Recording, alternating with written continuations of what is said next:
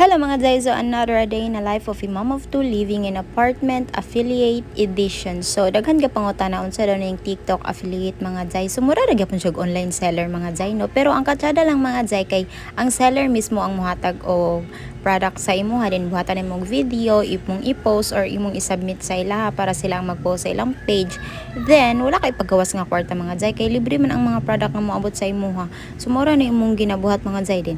Every time na imo order sa imuhang shop sa TikTok, so nasag kay commission mga Zay. So di ba? Doble ang income na napakay mga free nga product. Saba kay no. So ingana gyud ang mga Zay kay wala pa man niabot atong boya mic mga Zay. So ingani gyud ko mag-shoot og video mga Zay. Ag kadamay tanan mga Zay din.